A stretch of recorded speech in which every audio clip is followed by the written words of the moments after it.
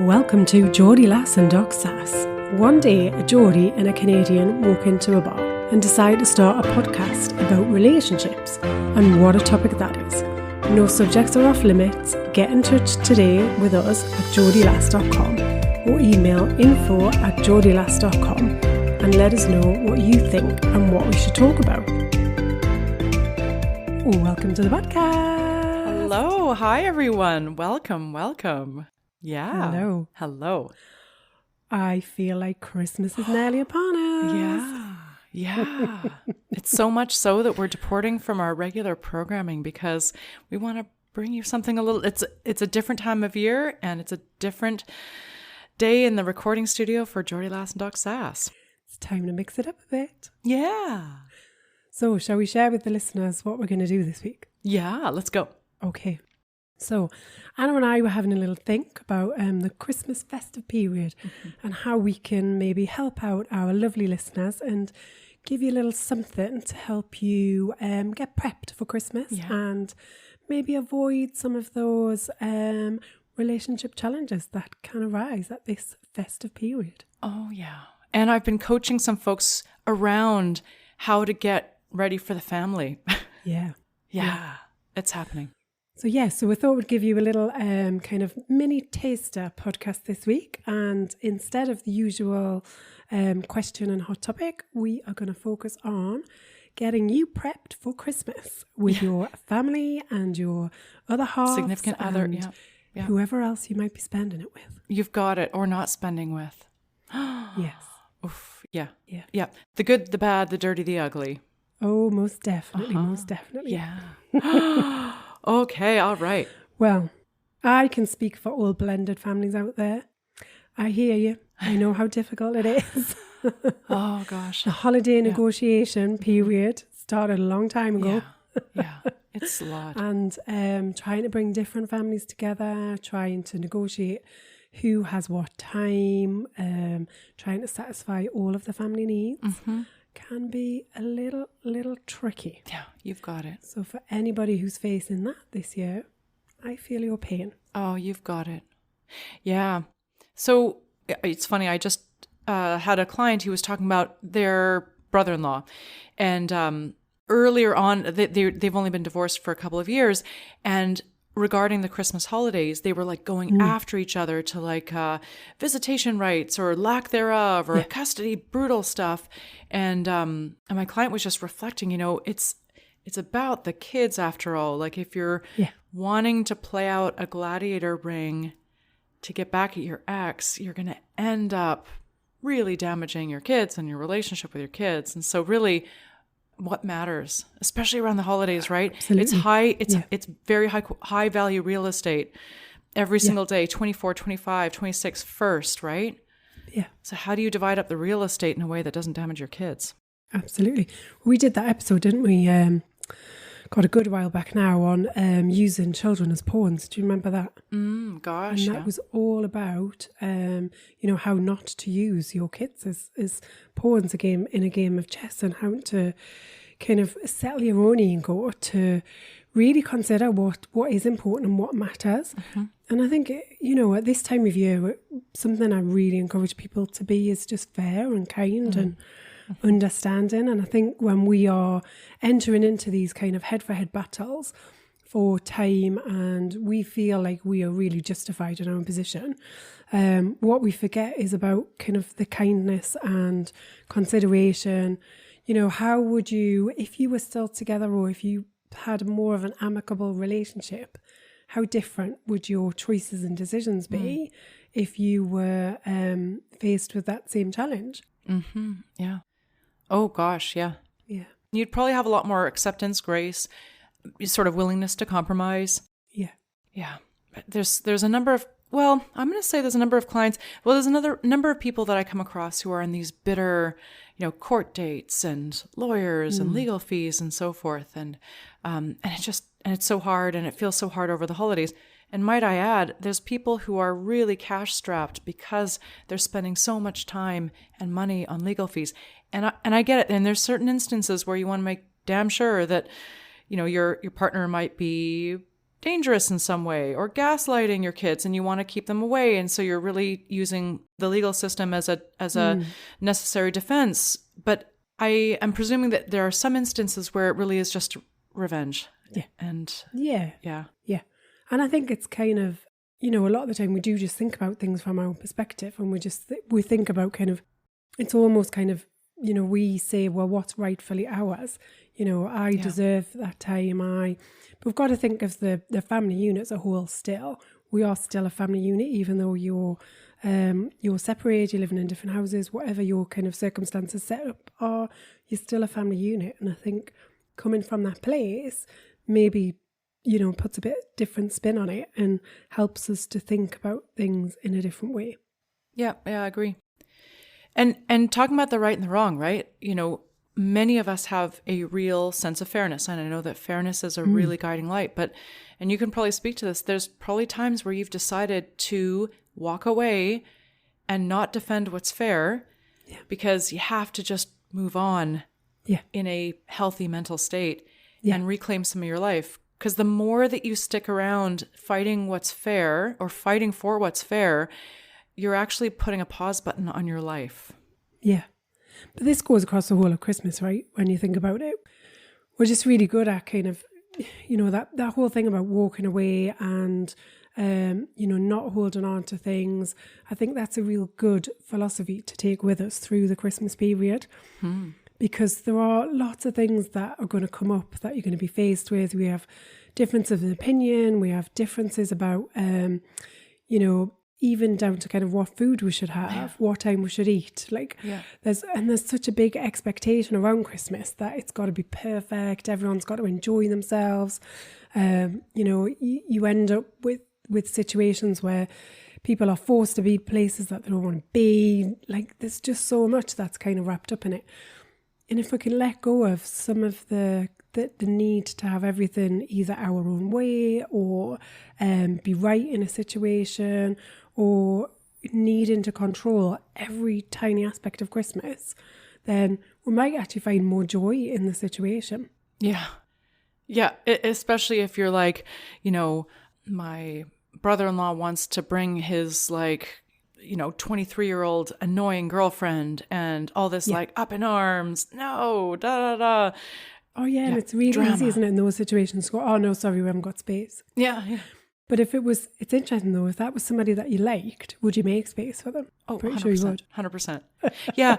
And is it this, 23-year-old girlfriend is annoying and would have no place at the table? Or are you are you bitter and resentful about a situation and you're putting your foot down to prove a point or because you're hurt or so forth? Yeah. Well, it's that judgment, isn't it? Yeah. It just comes into it. Yeah. I'm kind of discovering something of late. It's about 24 hours old in my head, which is we spend so much time worrying about our own happiness, right? And what I realize is I don't want to be like the saint on the mountaintop, hey, just be selfless. But I'm starting to see the pursuit of our own happiness and what's good for us, this kind of obsessive view of our own wellness and our own whatever is driving us into more and more unhappiness. If we stop worrying about our own happiness and getting it and place our energy into other people's happiness and not in a way where we're sacrificing ourselves and not putting up boundaries. I'm saying where we shift the focus. They say it's a season of giving and I'm like, nah. But actually, if we just shift the focus off of ourselves, man, I'm starting to see if I'm less self-obsessed about what am I doing? Where's my career going? How happy am I in the dating scene or whatnot? And just think maybe I'm just going to spend a few days thinking about other people. Maybe that's volunteering. Maybe that's allowing somebody to come to your Christmas table seat who is an unlikely character and giving up on this idea of how do I make a happy Christmas for me? Whereas who can I invite on the table who, if I just let go of this sense of perfectionism and micromanagement and just let be what is and focus on giving, maybe it'll be easier for me. Yeah, totally. I think it is about letting go though. That's kind of the key thing for me is, can we let go of the picture in our mind that we, the movie that we're playing about Christmas Day, I shared the other week on the podcast, my son was saying he wants pizza for dinner. And years ago, I would have been kind of like, no, that's ridiculous. We always have, traditional Christmas turkey dinner. It's the only time of the year we ever eat turkey, and barely people enjoy it. So why are we hanging on to some of these things just because they're tradition and that's what we think we should be doing? Like, so what if you want to have turkey twizzlers and chips on Christmas Day? Have whatever you want to have, right? Yeah. Like, and as the years go by, the more and more I've been able to let go of kind of control about how things should be. I barely even got a checklist anymore for Christmas Day. Wow. Wow, that's really awesome. And this year was probably the most relaxed I've ever been about Christmas coming up. Oh, so as you're relaxing your standards, what do you feel is now coming closer to you? It goes back to what you're saying around just really experiencing those kind of moments of joy.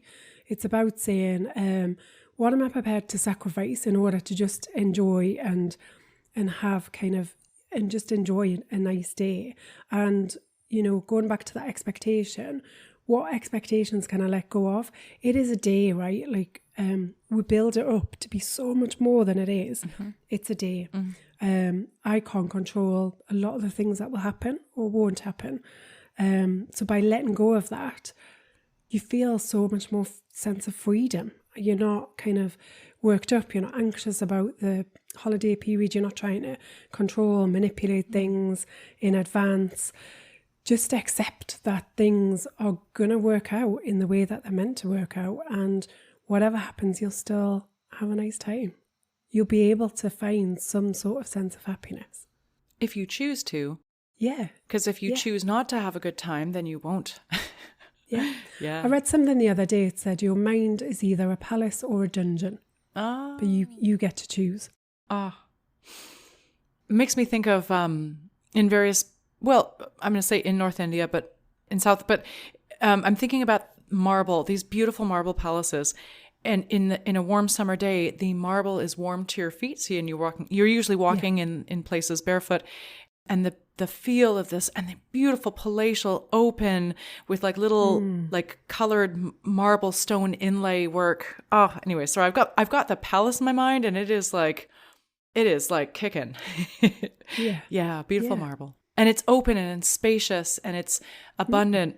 Yeah, and if we can be all of those things and welcome whatever comes our way, we'll be so much more relaxed about it. Yeah. Oh, yeah. So, okay. Do you have any survival tips for the people who are in a relationship where that relationship might be on very precarious grounds? You're thinking, maybe I'm going to get divorced in January. Let me just get the holiday season over with. And then, do you have any survival tips? Oh, well, I'm I'm laughing because I'm sure I've been in that situation on more than one occasion. Both of us chuckle. With a relationship that I know is ending. And I've done it where we've had family come to stay, and my best tip is to make the most of it and just think, you still like that person at one stage. There will be things that you can, there'll be pleasures and happiness within each other that you can find that are still there if we ignore kind of some of the pressure cooker of the other stuff that might be going on. And almost, it's the one time of year I would say, just compartmentalize, just kind of split it, just think, how can I make this the best day possible? It's about maybe, having a conversation beforehand, saying, look, let's just both of us really try hard and just make this as enjoyable. Yeah. We know that neither of us really kind of want to be here, but we've chosen, because you've made a choice, right, to be in that situation.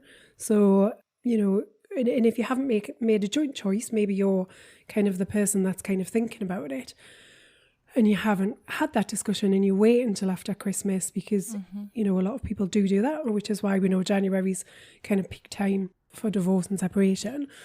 Then in your own mind, you've made a choice to still be there. So what can you do to make it the most enjoyable experience? Oh, yeah. Yeah. And I will say, so something came up for me there. The problem is that in Western society, we are oriented to leaving something because it's bad. And the fear is, what if I let my guard down and actually enjoy time with my spouse, time with my partner, time with my family, what if I start to see things as less black and white and less gray? Because we demonize our partners so that we can have the energy to leave. They're terrible. They're bad. Everything about our relationship is wrong. I need to stay in my fortress. Yes. Because if I step outside of it, then I'll I have might have some doubt. doubts. Yeah, absolutely. But Brooke Castillo has this great article or podcast episode where she says, like, don't leave because it's bad, leave because it's time. Yeah. And I like that. Right? And if it's time to leave, it means you can still love each other, you can still have beautiful moments. Yeah. But if it's time, then that's going to be there no matter what. Yeah. And so, in fact, actually, I should often encourage folks, whether it's a job or relationship, bring it to good and then leave. Yeah. That sounds heartbreaking. Bring it to good and then say... I suppose the dilemma is then, do you feel like you're leading your partner on by kind of creating this lovely kind of fluffy family experience that you would have had previously, and then, would your partner then kind of feel like there's hope, but in your mind that there isn't any hope. Mm-hmm. So I can see why you want some of that detachment. True. And I think that the effort is not to try to make everybody push things under the rug and make a Christmas that appears good from the outside. Because that's often, hey, let's just get along so that people don't know we're in trouble. Let's just act normal, right? Just act normal. What's wrong with that? Right. It can be for some a survival, sure. But what if we were to just, rather than just have the best day that we can? Yeah. And it may not be that you're totally turning on the warmth with your spouse that they haven't seen in years. It's laying the hatchet down, not picking fights all the time. It's resisting the urge to make a dig, a passive aggressive comment, right? It goes back to that kindness and compassion, doesn't it? If we can lead with that, just how can I be a decent human being today so that we all... Right, that's it. You're not leading your partner on. You're just committing to be decent. Yeah. Yeah. Yeah.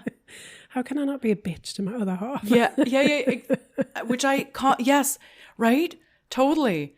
I remember, man, Christmases were like this stage of my mother to like dig at her in-laws and it was just this, and to throw tantrums, and then my dad trying to keep up appearance. Oh my God, like the theatrics that went on every freaking Christmas was just unreal.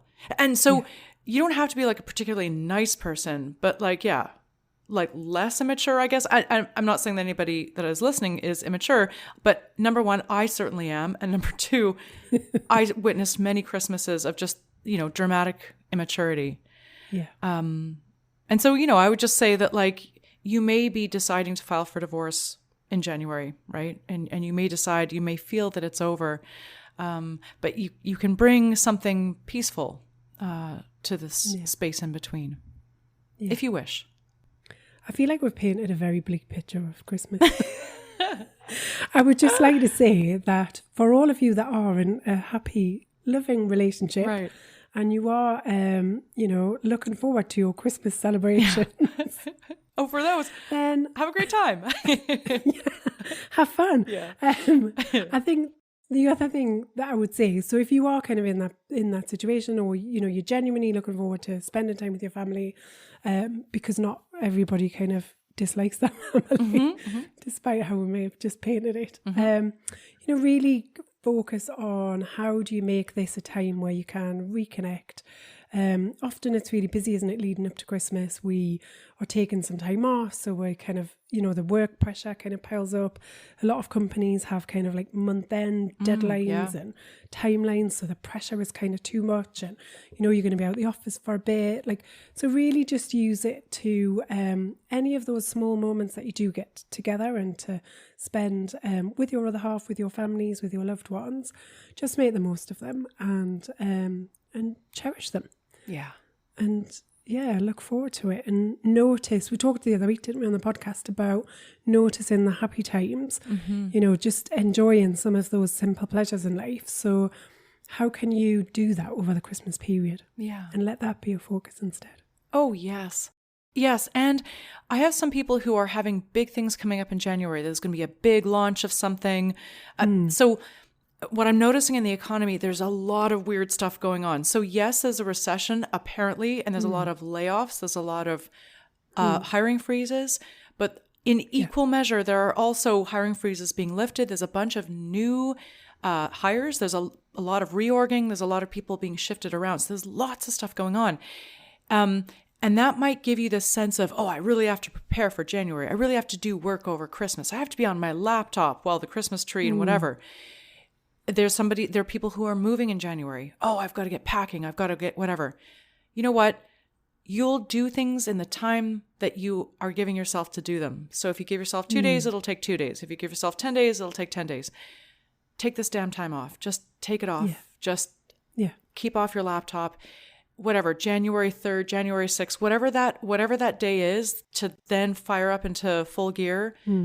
Wait until then. Just trust in yourself that you'll be able to get a jump on January. Yeah. Recharge your engines in December. It's such a false economy, isn't it? To just keep going and pushing through and cycling on when actually the thing that your body needs the most is just some time out. Oh, yes. And so make the most of it. Make the most of it, yeah. The best time, because everybody's shutting down.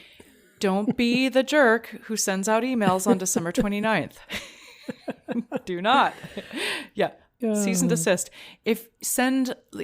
Delayed reminder, schedule your emails. Yeah. Send them out after the break. Yeah.